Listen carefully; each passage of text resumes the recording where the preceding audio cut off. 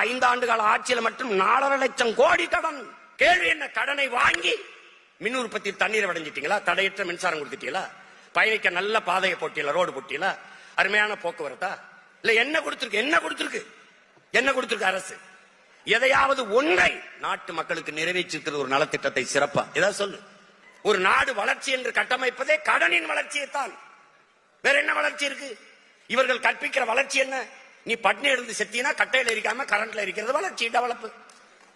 பிச்சைக்காரன் swipe machine வச்சு பிச்சை எடுக்கிறதல்லடா தம்பி வளர்ச்சி. பிச்சைக்காரனே இல்லாத நாட்டை உருவாக்குவதா வளர்ச்சி. நம்ம எதை நோக்கி நகர்றோம்னு பாரு, எதை நோக்கி நகர்றோம்னு பாரு. இங்கே தேர்தல் அரசியல், கட்சி அரசியல் தான் செய்வார்கள். செயல் அரசியல் கிடையாது, மக்கள் அரசியல் கிடையாது இவர்கள்ட்ட.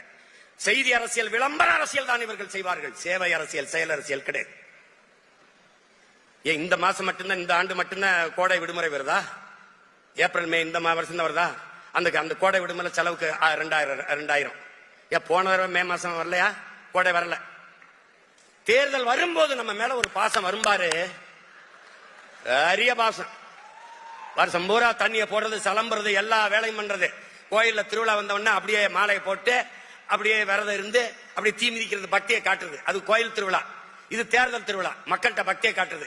நான் வந்தா 2000 தரேன், நான் வந்தா 3000 தரேன்.